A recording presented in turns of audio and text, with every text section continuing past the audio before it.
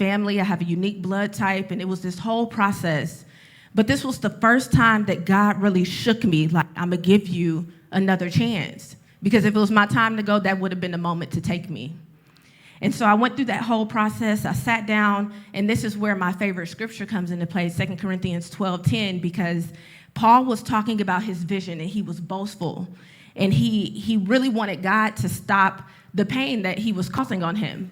And God literally put a thorn in Paul's flesh, a thorn in his flesh. And if you know anything about fibroids or really bad cycles, it will feel like a thorn in your flesh. So I felt exactly like Paul. But then Paul, later in the verse, he talks about how God could not take that thorn out of his flesh because that was the moment that he was meant to strengthen him. And so at that moment, I just felt like, yeah, for God's sake, for Christ's sake, I delight in weakness, in insults and hardships and persecutions and difficulties, because for when I am weak, then I am strong. That was 27.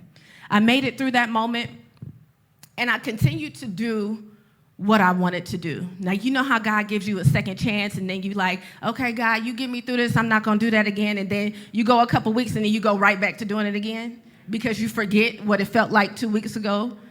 And so that's what I did. I continued living life how I wanted to live it. I continued doing the things I wanted to do. I didn't grow closer to God in that moment. And so then there was something that happened after that.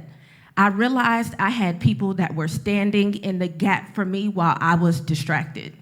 Do I have gap standers? You're standing in the gap for your kids, your grandkids, your spouse, your coworkers. I had gap standers. And I did not know I was disrespecting my gap standers. But God had so much love for them that he loved me through them, even while I was distracted. So what's funny is all the moments over the years that we live and require deep thought, it gets quiet. It gets really, really quiet. If you think about it, when you're a kid and they're saying, oh, it's reading time, it's learning time, it gets quiet. When it's prayer time, it gets quiet. When you're driving and you can't make your way with your directions, what's the first thing that you do? Turn the music down. You think that what you're hearing is messing up what you're seeing on the maps versus the road, but for some reason, you turn the music down. And so just imagine if all the moments that we really needed our brains to connect excellently so we could absorb, to react, to decipher the right things, that we sat and had quiet time with God. He requires that same focus for us to keep ourselves from being polluted by the world, as God talks about in the book of James. But again, my sister, I warned you, eliminate the distractions on your own or God will eliminate them for you. A couple of years later, at 31, it seems like God gets me every couple years. He's like, I'm going to give you a couple years to get right, and then I'm going to hit you with something else because I see that you are not being obedient. At 31, it's a sunny day in Houston, and if you know anything about Houston, it rains all the time. You would think that we're a tropical city. It rains all the time. There's always traffic. It's like LA now in Houston. And I feel like Dallas is starting to absorb some of Houston's kind of traffic behavior. We got to talk about that. But it was a sunny day in Houston, surprisingly. It was no traffic, surprisingly, and I'm on 59. I was leaving from one meeting, going to another. And I hear a screeching sound, just like a, and then I just felt an impact from behind, and that completely pushed me so far up the highway. I had totaled my car from somebody hitting me going 90 from the back, and it looked like a parked car accident. But I knew at that moment I was spared, because if there were a car even a couple of feet in front of me, I would have been smashed in the middle. So if God wanted to take me then, that would have been the moment. That's the second time. God has a way of speaking to us, fighting through the noise, eliminating the distraction, and trying to get you to hear him, and then making the impact. And so many times in my life, I've heard him, but then I didn't do what I was supposed to do, and so then there was an impact. Just think about all the gospel songs that you hear on a day-to-day basis. Do those really penetrate your spirit? The clips of the preachers talking, the religious debates online that require our engagement now more than ever. God will speak and then make impact happen. There's probably no less distracted person than a woman with kids. Y'all got kids in here? I'm not a mom yet. But I walk into people's houses with kids and I'm like, it's so much going on in here. And y'all can just be watching TV like nothing is happening around you. And I'm like, you're not gonna tell them to stop banging on this? Like, and they're like, no, you just learn how to live with it. So just imagine that God got your attention like that. I have to work on that because I will watch some dust blow across the floor and I think it's an intruder. I'm so distracted. But I admire the ability to disconnect and lock in as mothers that you all are able to do that. I hope that I gain that skill. Shout out to my sister because she is like the queen at that. So another scripture I wanted to highlight is Habakkuk 1 verses 1 through 10. So I went to church last Sunday, and the preacher was talking about Habakkuk and how he was questioning God, because in a lot of these moments that it has been my distraction or me being so engulfed in the world that I wasn't listening. And so Habakkuk in chapter 1, he's questioning God. He's like, God, do you not see what's going on around here? Do you not see that these people are committing crimes and there's violence everywhere? Why are you not doing anything? Aren't you the good and the perfect man? And then God tells him, don't worry, I got it. I'm going to handle all of these people. It's not going to come without your despair, but I'm going to handle it. And you have to trust that I'm going to handle it. And so again, I urge you, ladies, eliminate the distractions before God does it for you. My third time, and this is my third time to charm, this year, 2025, so I hit 27, I hit 31, and then now I'm 34. And this one is just 5 months ago. April 13th, 2025, I got up, I got dressed for church. I was super excited for my day. Y'all be excited on Sundays?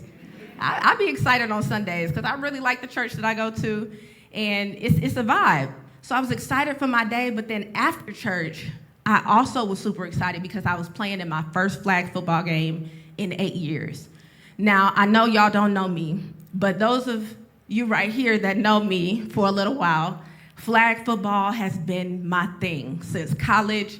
If the NFL had flag football for women 10 years ago, I'd have been on the team right now.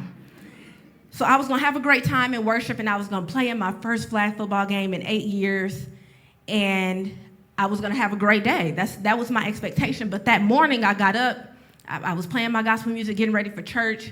I was recording videos on Instagram like, hey y'all, I'm going to church and I'm playing my first flag football game. And I got to church and I was praying so hard, like, God, please don't give me no injuries. Please, like, just keep everybody safe on the field, keep everybody healthy, and it's gonna be all right. I got to church, I was saying my own prayer. They was up there praying, I was sitting there praying about flag football that day. So I get out of church and I go buy all this gear. I got mouthpieces, and y'all should have saw me. I was draped out like an NFL player. And I get there and I'm balling. I get to the field early, an hour early. I'm stretching. I'm making sure. I'm like, yeah, you got to warm up. Like, you're 34 now, you can't. But I was destined to make sure that these 20-somethings knew that I could still hang. So I'm balling. I'm ball first quarter, second quarter. I scored touchdowns, getting sacks, doing my thing. And then fourth quarter came, and I ran a route and ruptured my Achilles. So at this moment, I ruptured my Achilles. I'm an entrepreneur. I own a company. I'm also on stages. I produce a game show, and I have a show in 3 weeks. And I'm just like, why did this have to happen to me? So I'm driving home. I'm in silence. I'm in silence. I can't even brake. It's my right foot. I'm about to run into the back of people. I get home. I'm crawling on the floor. And I just hold my foot up to the sky, and I'm just like, why? Why? Like, why me? And again, I knew why. I heard God talking to me in that moment because everything around me was quiet. I didn't make a phone call. I didn't send a text message. I didn't open Instagram. I took a moment and just said, I have to get right. This is happening to me because I know that I am not doing what I need to do. And I know God is not a cause and effect God. He's not a God that's like, oh, you sin today, I'm punishing you tomorrow. I know it doesn't work that way. But I can look at the trajectory of my life and my behavior and my decisions, and I can make correlations to why God has allowed certain situations and things to happen to me and for me, just so I can learn from that. So if you know anything about the Achilles, it's the largest tendon in your body. It connects your calf to your foot. It controls all of your movement in terms of walking, running, jumping. A lot of important nerves and cables that keep your body running run through your foot. I have more foot facts. I'm an honorary podiatrist. If anybody got foot problems, holler at me after the conference. I got tips for your feet, for sure. But that moment, life changed for me, everything changed, and it clicked for me again that I'm not living and trusting God the way that I should. And I heard a voice saying, get up, you'll be stronger. And so I waited for my best friend to come, and I was like, I need to go to the hospital. I need to figure out what I need to do because I'm on limited time. I got 2 weeks before I got to be on stage. I got to get right. So I was able to take some time off work and be still. I had surgery. It was still. It was quiet. I got off of social media for weeks. It was quiet. The house was quiet. And in that moment, I was able to listen to God in a way that I never had before. All of my questions, all of my speculations about what I thought God wanted from me became a lot clearer, and I just needed to listen to hear. But I asked you, how many lessons does it take until you learn it in that quiet time? God wasn't going to make it easier for me, but he was going to make me stronger through it. I was going to be made perfect through my weakness. And so I encourage you to cut the Wi-Fi. As I was planning this message, I was thinking about all of the moments where we're forced into stillness without trauma. That's on an airplane when they cut the Wi-Fi. You got to sit there. The only thing you can do is go through your photo album and try to delete some stuff to clear up space on your phone. When you in the country, visiting, I got family in East Texas, and you lose signal, you have time to be still. On the beach and in places that you don't have a lot of noise, where water is, where the sky and the trees are blooming, that is where it's better to take time with God and you can hear him clearly. Some of ourselves know ourselves too well, so we train ourselves also to be distracted. Our man leaves the house to go to Home Depot. We got to find a movie, scroll the phone, be on a laptop to keep from thinking that the finest woman in Home Depot is about to wreck my house. But you got to think about why. Why sitting still creates worry or fear or anxiety. We procrastinate a big project for work or school until the last second because we're too distracted with things that are not priorities to get the work done. And then we put ourselves down that it wasn't our best. Well, sis, you did 2 weeks worth of work in 24 hours. Like, what did you think? It can't be your best. So we got this health issue. I'm going to say this because I know I'm guilty. We wait until God almost calls a tooth home to go to the dentist. And we got to stop doing that because you'll be at dinner eating with people just trying to distract yourself from the pain in every chew. But you got to continue to attend to the things that you know that you need to work on. Ignoring the situations that need attention, ignoring the body that needs healing, ignoring the parts of us that we really need to work on. In my study, I came across Luke chapter 21, which is a parable of offerings. And the rich were giving their offering, and a widow came and dropped her offering of 2 small copper coins. And Jesus celebrated her little giving because it was more than what the rich gave in comparison to what she had. So he begins to talk about this chapter, and this chapter is almost all red. And I used to love red chapters as a kid because I take that yellow highlighter and then the text turns orange. I mean, I know it's irrelevant, but I just like reading the red parts, because it's Jesus talking. But he starts to talk about the signs of the ends of the time, not to create fear, but to command attention and relinquish worry with what his intention is in the last day for them to be faithful. He said, be careful or your hearts will be weighed down with carousing and drunkenness and the anxiety of life, and that day will close on you suddenly like a trap. For it will come on all those who live on the face of the whole earth. Be always on the watch and pray that you may be able to escape all that is about to happen, and that you may be able to stand before the Son of Man. And so I challenge you, ladies, to recharge and reconnect and disconnect from those moments that tend to give you worry and anxiety and tend to have you down and out. And those moments happen every day if you do not disconnect and not listen to the noise. So I wrote a little monologue that I'm going to perform, and then I'm going to close out. And I think we're going to do some Q&A towards the end. But I wrote something called I Didn't Ask to Be Here, because who asked to be here? Yeah, none of us. We just kind of came in and started having to live life and pay bills. So I didn't ask to be here. Okay, kids, we're here. We're where? We're here. Where the music is loud, so the voices get louder and the screens are brighter and the eardrums trimmer. We're where? We're here. Where the food comes fast, the HOV lane moves faster, and we stay on the gas. We're here. We're where? Where the quick fixes, you can't have a difference of opinion, and overly pretentious people will last. We're here.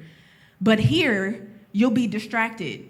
You won't know when you're laughing or crying. You won't even know when you're buying. You'll just do. We're here. Until when? Until when? When the music stops, the fun drops, and you tune into the sound behind the noise where you'll find the man. What man? The man. He's been talking underneath the chatter, and he asked you to come here, but you couldn't hear him because we're here. And so, my sisters, I know that we are in the world, but we don't have to be all consumed. Take breaks from the internet. Find credible sources online. My seasoned sisters, y'all got to pay attention to the things that are not real. It's a lot of AI activity going on, and it's confusing. It can be very frustrating, but I urge you to find credible sources online when you're reading so you don't fall prey to schemes.